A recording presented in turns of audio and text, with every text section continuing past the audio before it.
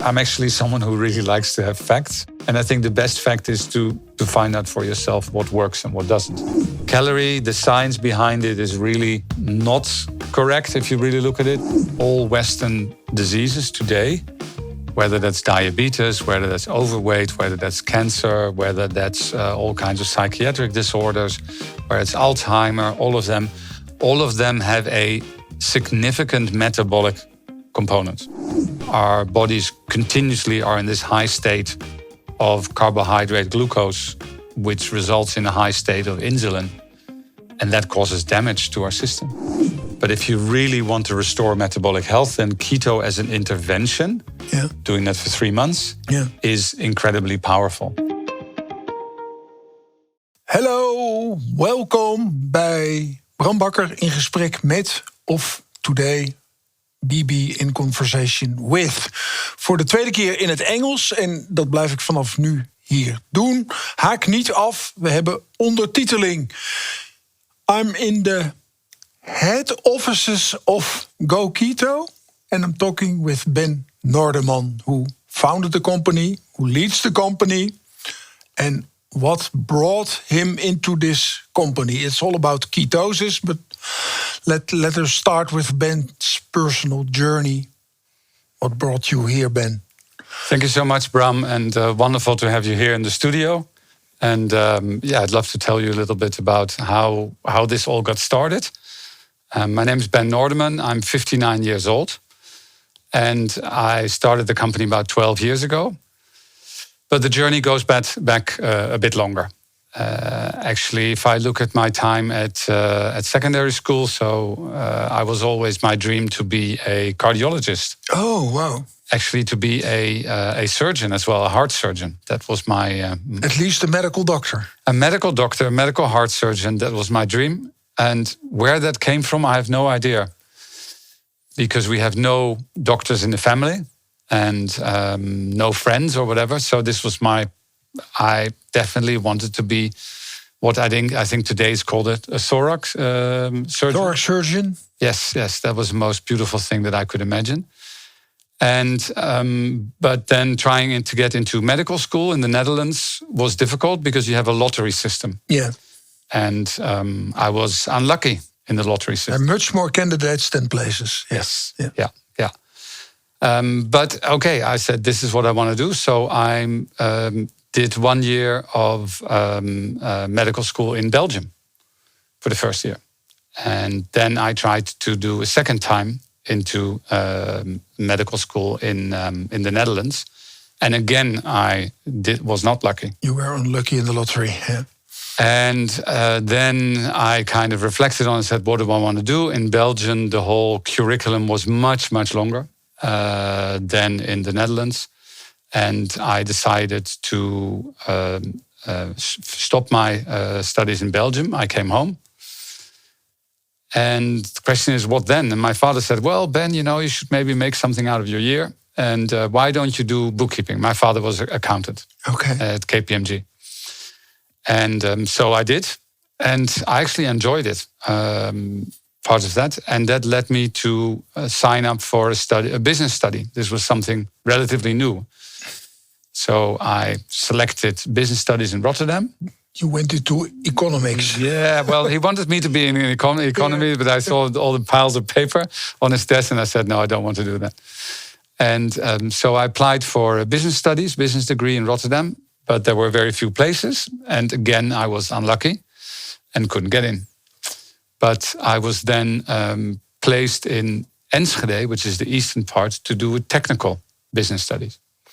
Well, anyway, I started in Enschede at the Technical University. I then later moved my studies to Rotterdam, finished my business degree. Then went to work as a trainee for Cargill, so in the food industry, in the agribusiness. And that was coincidence, the food industry, the move to the food industry? I guess so, yeah. There were presentations from companies. And I was interviewing with Unilever and interviewing with Cargill. And I really liked Cargill. They were sort of, the whole process was very quick and very hands-on in the selection. So I started with Cargill at their soya manufacturing plant, a soy crushing plant in Amsterdam in the trainee program.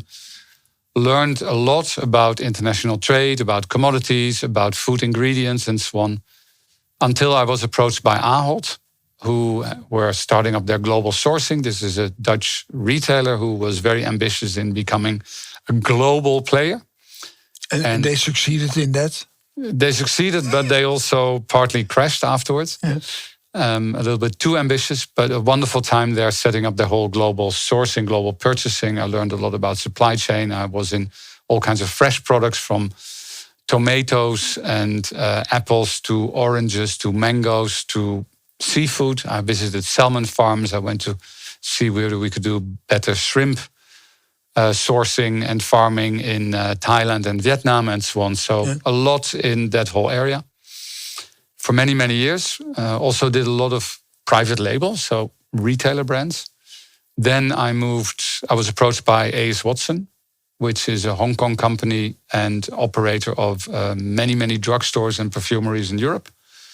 And that's how I ended up in Switzerland. And I set up their European purchasing office. And then I started my own company.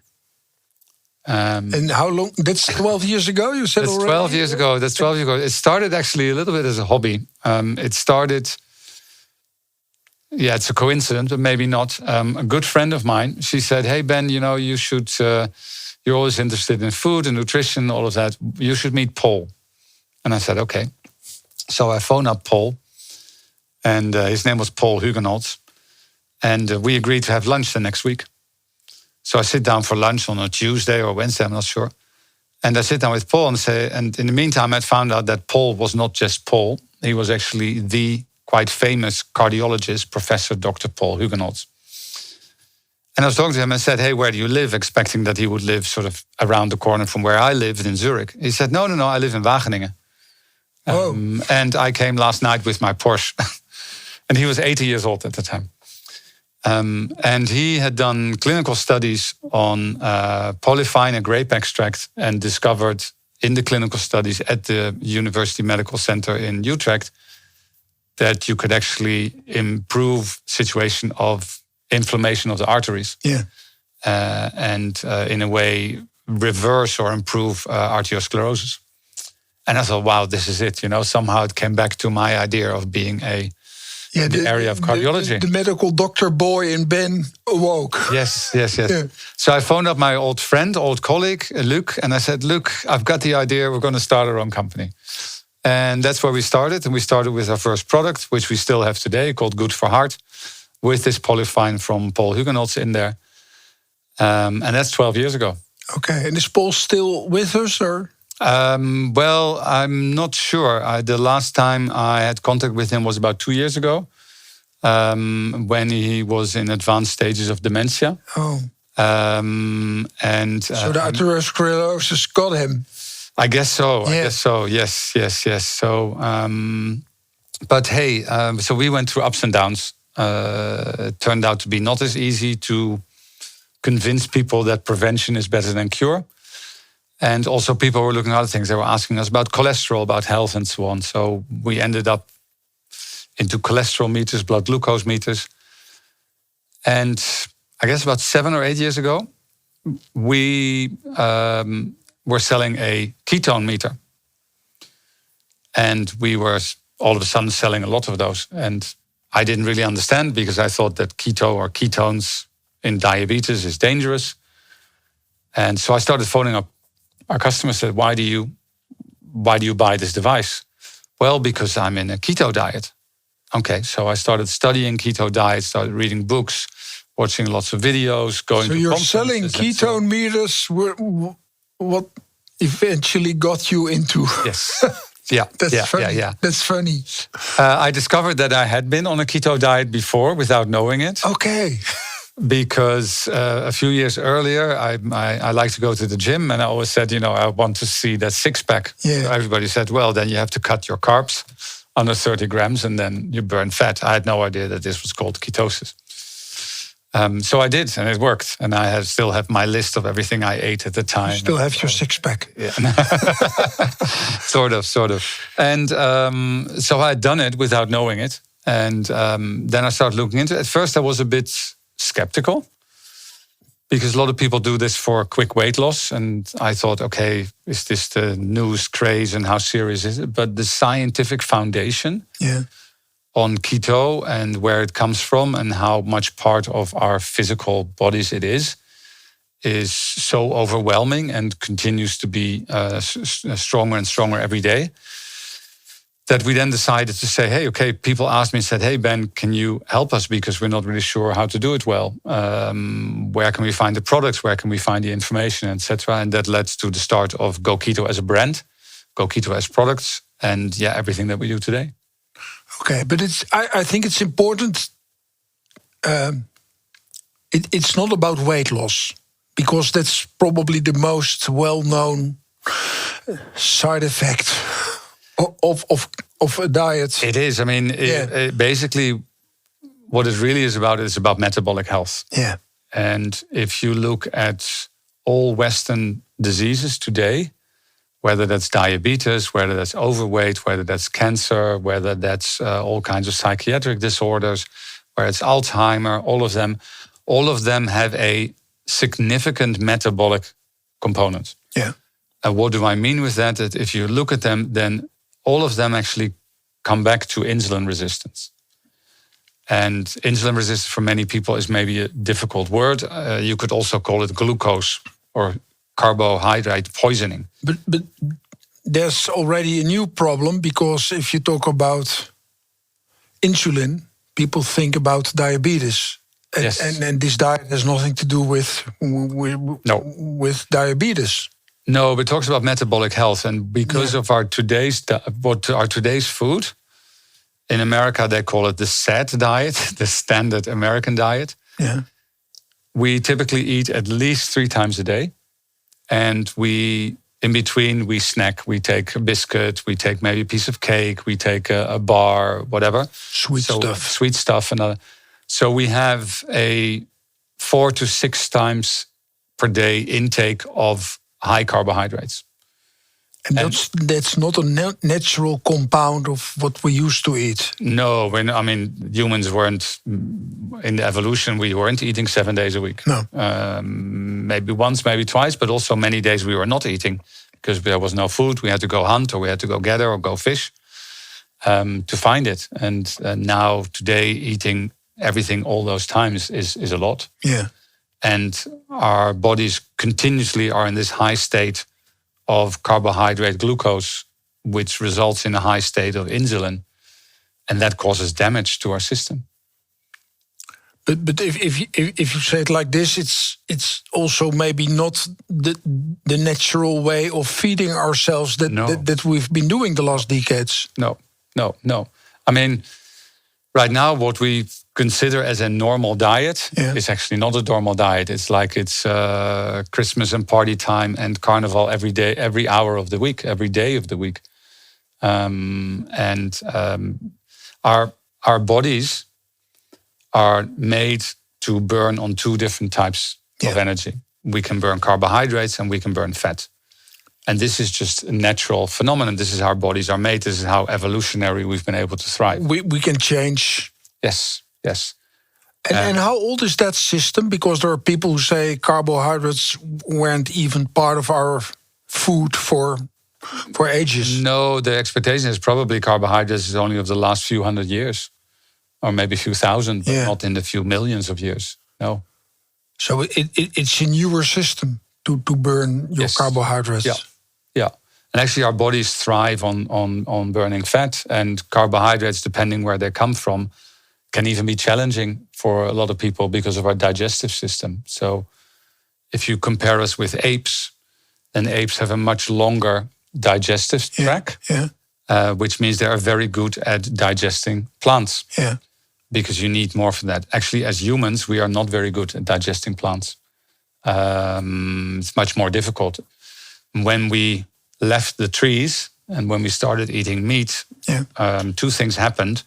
We didn't need that extensive digestive tract, so we could use our energy to go out and discover the world, and we used our energy to grow our brains. And that's kind of evolutionary how this goes. And it's only the last 10,000 years that we have really started eating lots of grains and lots of carbohydrates. And then you get the refined and the processed carbohydrates, really something dating back to the mid-1800s, the late 1800s. But I've heard a story, and you probably as well, that we're programmed to eat as much as we can get because there might be a new situation where we have no food at all, so we can... Yeah. No, our bodies love sugar. There's a trigger that, if we see a ripe fruit, that we should eat it because it's there and it's ripe. And the riper it is, the more we like it. So that's evolutionary, actually a good thing. We don't like unripe fruit because there's not a lot of sugars in there.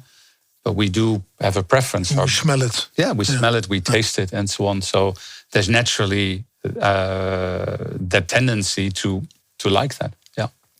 And what happens with your tendency to eat as much as you can when you switch into a diet without carbohydrates?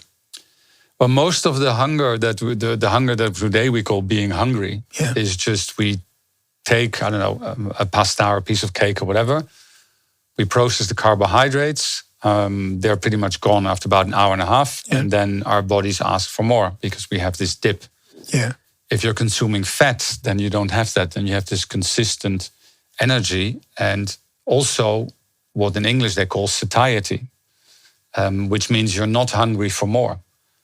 I'm convinced that if someone would take a good chunk of coconut fat or olive oil in the morning, you would be far less hungry the entire day. And you would actually, just by doing that alone, balance out your weight already.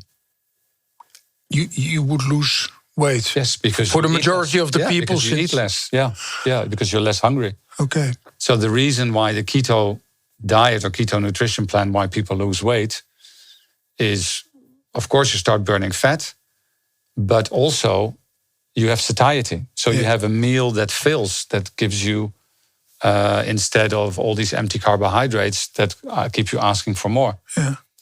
To some extent, the fact that people are so overweight is partly caused by this sugar addiction, but it's also partly caused because the body cannot find the nutrients in the food that it needs and starts looking for more. It says, give me more because I cannot find my nutrients. Okay. And is that compatible with the symptoms of craving that you see in addicts, in alcohol and or other addictions? Yeah, absolutely. Yeah? Yes, yeah. I mean, there are studies that have done saying that sugar has the same effect on brain as cocaine. Yeah. And the sugars we use today are not just the unprocessed carbohydrates, but it's all the processed foods that have actually things like sugar syrups or these type of things that are to the brain immediately, very addictive and also give this energy boost. And in your opinion, is it a problem that we're not that well aware of the fact that we're addicted to sugar? It's definitely part of the problem. So part of the problem is also that if you go to today's supermarket, 80% of what's in there is actually carbohydrates. Well, it's not fit for human consumption. And we think we have a lot of choice, but actually 80% of what is in the supermarket is unhealthy. Now, I used to work in the supermarket, and you can say, blame the supermarkets, but people are actually buying it. You don't feel guilty about being... Well, we did. I remember we developed a dessert, and we had 3 variants, and we had blind testing with customers. Yeah. And you say, which ones do you choose? And they choose the one that has the most sugar. They choose the one that is the sweetest. So you end up partly also putting that on the market. Yeah, you sell what sells, or you produce what sells. Yeah. So I think it's a combination.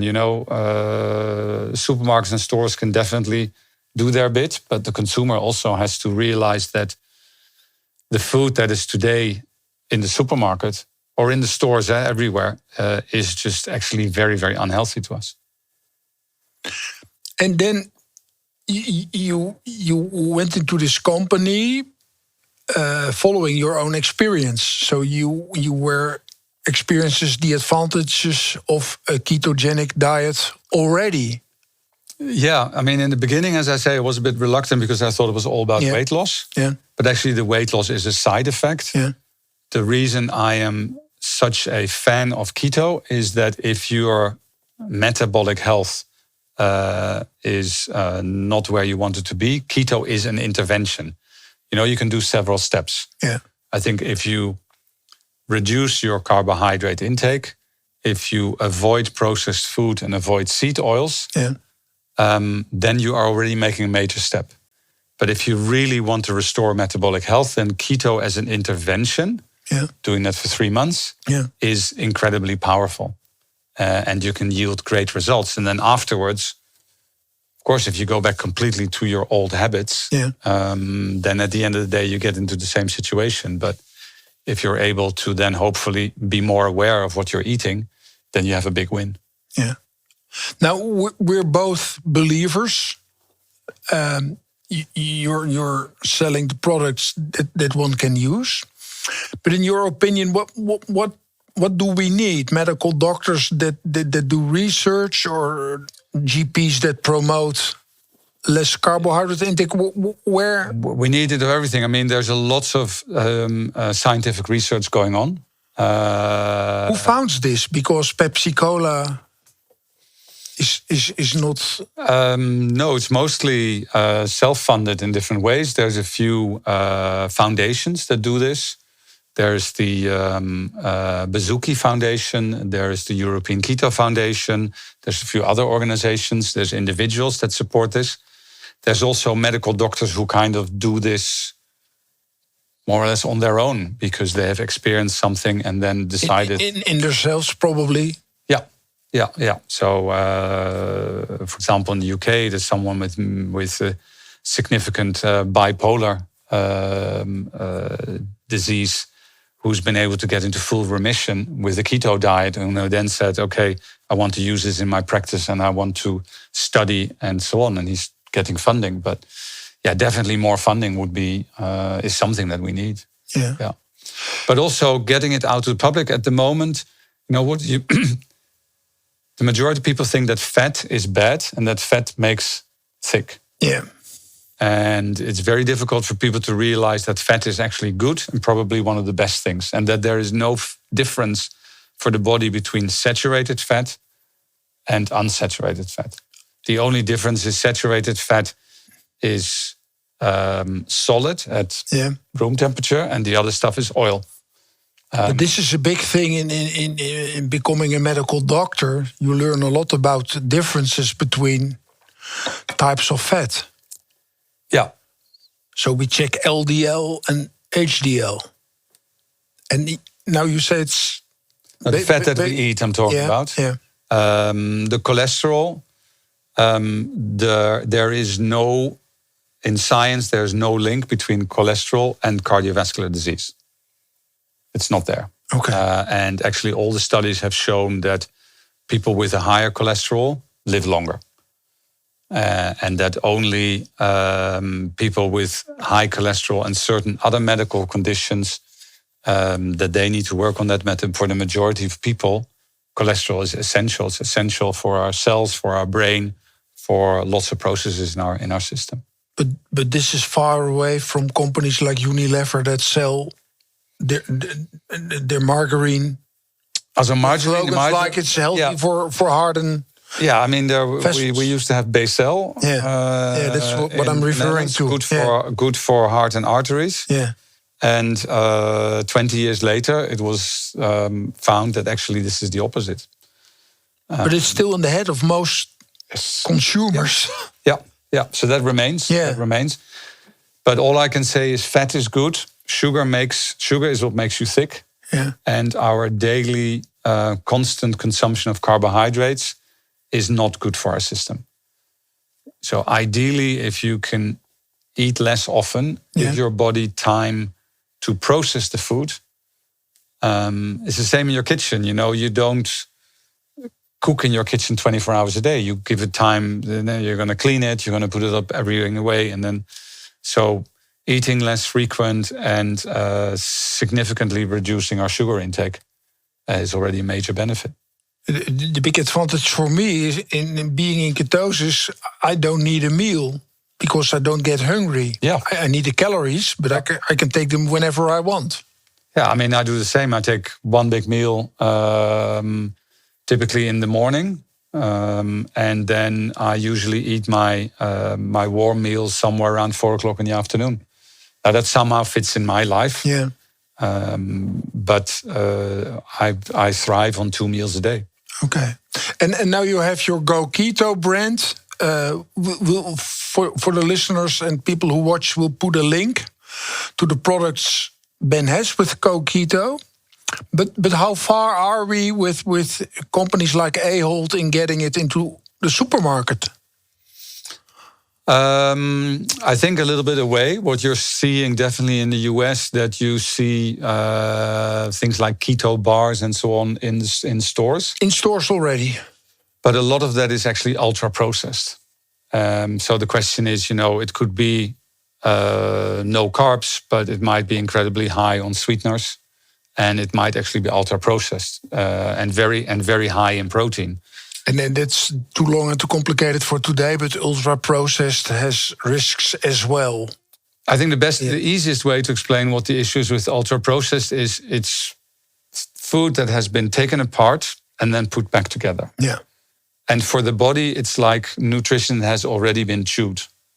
So the body needs no energy to process it, it immediately absorbs it. Yeah. That causes all kinds of negative reactions in the body. I think that's in my way, the easiest way to explain it, why ultra-processed food is such an issue. If you take a unprocessed food, it's complex for the body. It takes time. It takes time to digest it, to process it, and all of that. That's better for the body. That's better. Yeah. Whereas if it's already pre-chewed and then put together, and that's when it gives these huge insulin spikes and so on. But back to the stores, there are in the US already some carbo bars? There are. And for example, there are some supermarkets in Europe that sell things like a keto granola, or some stores.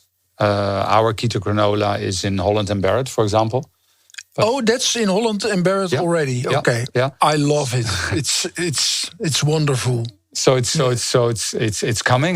There's more awareness to it, but it's still it's a niche. Yeah, I think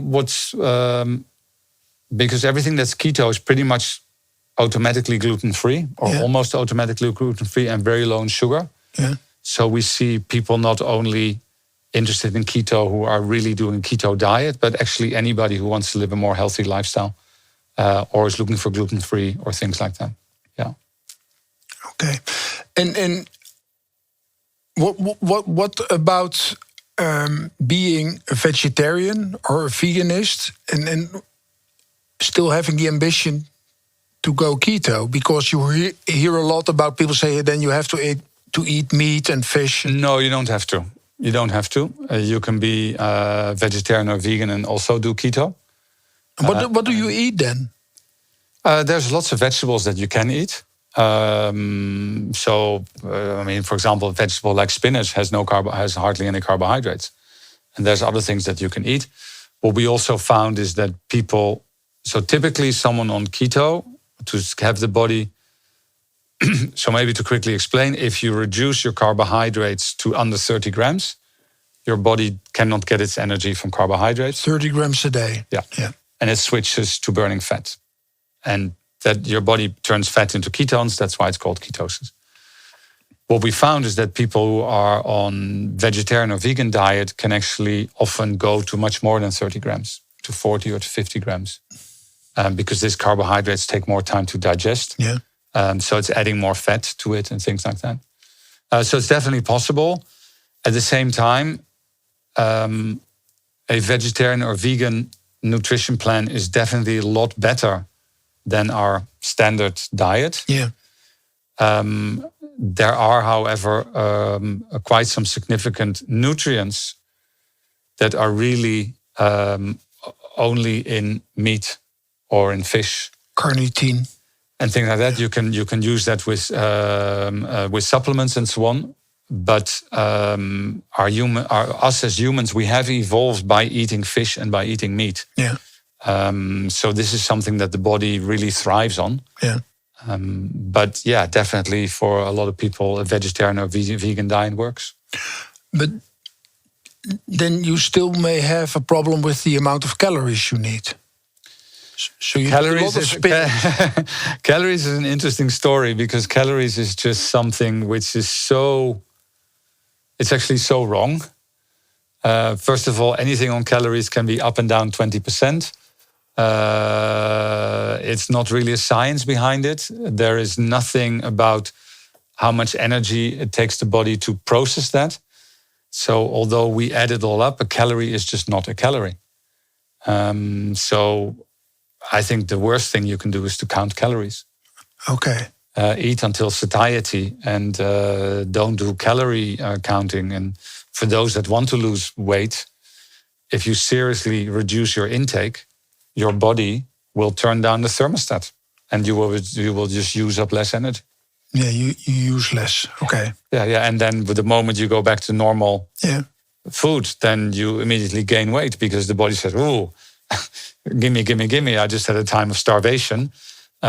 Please give me more." So the science behind it is really not correct if you really look at it. It's very old. It's not well founded. It's very debatable. The numbers are all over the place. But it's still a medical school, like I know it's all over. Every dietitian absolute talks about truth. Yeah. So I wouldn't. I would really not do that. It also gives you much more peace of mind. You know, I think most important thing is something about food. We should see this as nutrition, as energy given to us, and we take as much until that we need. Eat until satiety is what you call that. Okay. Then I want to jump to the reason that we're sitting here. We met through Georgia Eat, American psychiatrist, who wrote, I think, an important book about what a ketogenic diet may bring to mental health issues. Yeah. And you have the other one, Christopher Palmer, with his Brain Energy book. Read it. It's fascinating. It's one of the reasons I started. And then a couple of weeks ago, I'm participating in a triathlon in Almere. We have one big national triathlon, even an Ironman in Almere. And there I meet you with a Go-Keto stand. Yes. And that's endurance sports. Yeah. And the last one who I was expecting was me. Expecting there was you. And that's where I met your granola. Yeah. But can you tell us a little bit about what you can do in sports being in a ketogenic diet? I would love to. Actually, this started because a few years ago, we worked with some ultra runners. And ultra runners are people for whom a marathon, they run that throughout the week as a warming up. I'm one of these guys, yeah. And then typically they like it if it is mountains up and down and so on. And if you run such long distances, the biggest problem is where you get your energy from. And you need to do a lot of carb loading and need to take a lot of gels every... We have a pasta party the evening before every serious... Yeah, but your body can only store 2,000 calories. Yeah. Talking about calories, roughly. So once that's gone, it's gone. So you need to take a gel and all of that, and it's difficult to take all that amount. Yeah. If you are running on fat, you don't have that problem. You have this constant source, and even people that are lean or slim easily have plenty of energy available in them through fat. So you don't have this constant loading of energy, you just have it available. Now, it does require that it's not something you say, okay, I'm going to start putting my body in ketosis 2 days before and then I will do it. It does require a certain you have to train it. Of training, yeah. And what you actually train? You train to burn your fat? You train to burn efficient? your fat. You train to burn fat. You also train your body to use the fat also in the higher zones. The higher intensity. In high intensity, yeah. So and your body itself will produce the carbohydrates it needs. Yeah, that's called gluconeogenesis. Yes. And how long does it take to train that? Probably 2 months or so. 2 months. I think you have done it, so also you are maybe more of an I was expert on this than I am. I did half a triathlon, 2K swimming, 90 kilometers of cycling, and then 21 kilometers of running. Took me a little bit more than 6 hours. And I only have been drinking water. And people don't believe you when you tell this. But it also has to do with the amount of energy you can make out of fat.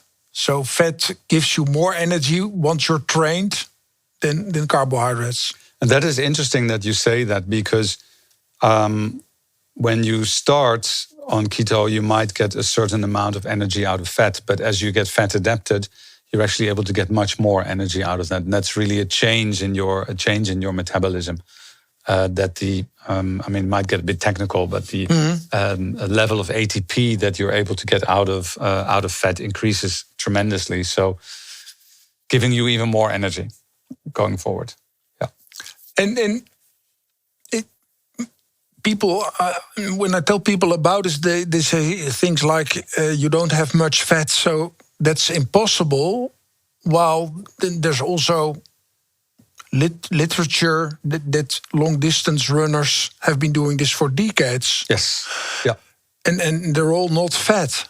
Yeah, and remember, you see in marathon, you see people from Ethiopia running. Do you think that in Africa, that behind every bush that there is a gel with energy? Yeah. Do you think that the Greek person who ran from Marathon to Born of the invasion at the time, that he was, I don't know, drinking gels every... You think he was in ketosis? Yes. Yeah. And actually, warriors and so on are, especially prehistoric and so on, they're burning fat. They're running on fat. But how come you were there at the triathlon with your stand? So we were there for two reasons. One is because we do a lot in hydration, and from when people are on ketosis, actually use salt much more effectively.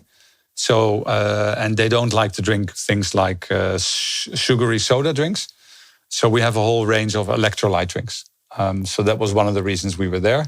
And we're actually drinking that right now. So these are the different electrolyte drinks.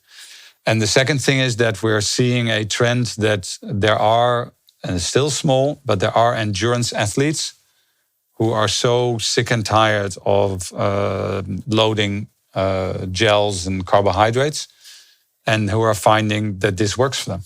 And we want to help them and support them. But you're competing with many, many companies that want to sell gels.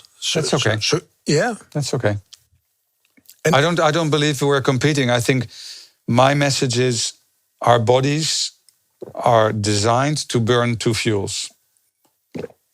You have such an opportunity to use that second fuel, which is with us all our life. We're born in ketosis. Yeah. The first mother milk doesn't contain carbohydrates. It's purely saturated fat, actually. Yeah. And it's such a pity to not use that. And it's such an amazing energy source. So my message is, for those people that want to use it, use it. If you don't want to use it, that's everybody's choice. Yeah. I've read in the book of Christopher Palmer about recovery from addiction and also from eating disorders. Goes better with a ketogenic diet. Are you aware of studies comparing, for example, marathon runners running on a ketogenic diet versus runners eating like most of us do in the Western world? Whether those are comparative studies, there's. So you randomize them. You make. I don't. You do the lottery. I'm not sure. I would have to check. I'm not sure if they're there. I know that there are marathon runners and triathlon runners who keep a logbook themselves. So who track this and who publish this. Yeah. But whether there's randomized control trials that way, that I'm not sure. I would need to check if that is available. And do you think we need it? Would it be helpful for putting ketosis more on it the might map? be helpful. At the same time, I think, I don't think you say, okay, we're a believer. I'm actually someone who really likes to have facts. Yeah. And I think the best fact is to find out for yourself, what works and what doesn't. And the fascinating thing is about going into ketosis, it's something you can achieve in a couple of days and see what it does. It took me 2.5 weeks, and then someone told me that long distance runners. Yeah, you should have come to us for help. No, just kidding. Yeah, but I was eating lots of pasta and bread. Yeah. So not sugar, but yeah, but if you reduce your carbohydrates, Right, yeah. then typically your body will switch, and that might be 2 or 3 days, but it should not take weeks. It's not possible because you need your energy. you can enhance it. Yeah. But I was always running in the morning without eating, so I was used to burn fat, I think, to a certain level.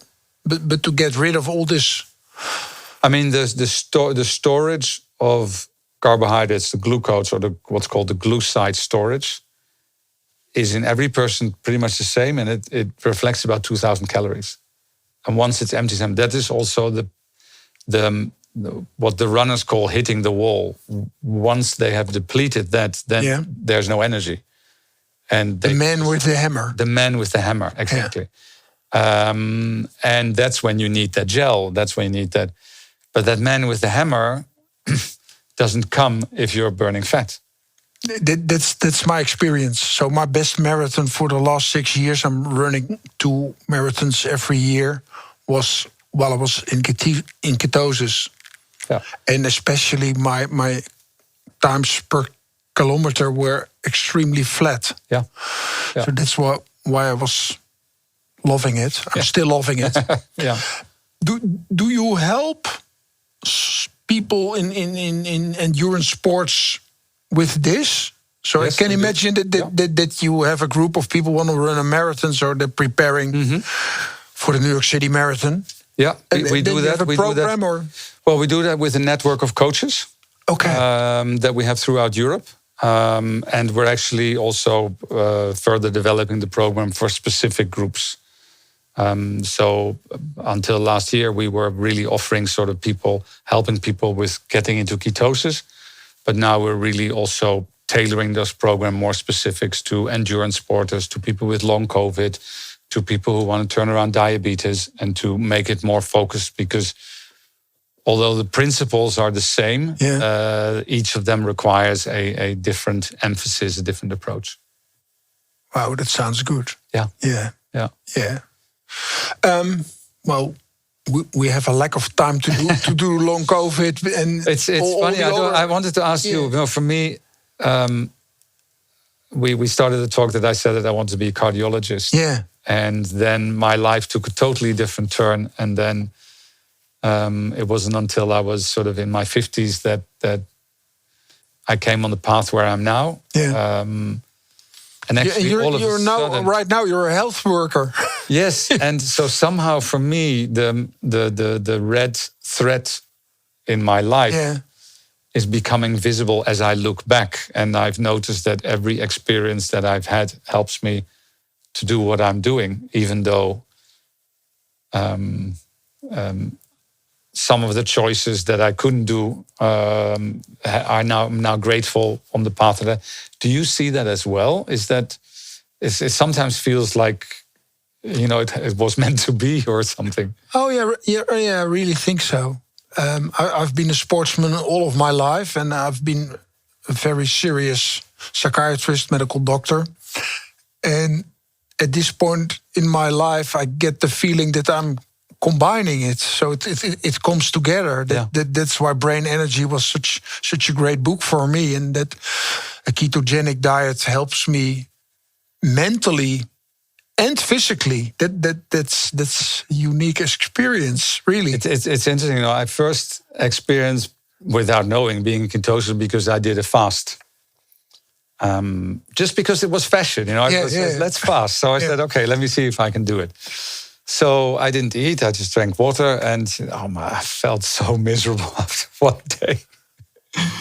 And I was the keto flu. No, there was no keto. I didn't even think about keto. I was just tired. I didn't have any energy. And but then once I got through that, I don't know, something happened. I had energy. I went to the gym. I went walking. I did my work. I had clarity in my head, and all of that. And after 2 or 3 days, I couldn't care about food, even though usually I would eat 5 times in those days, I would eat 5, 6 times a day.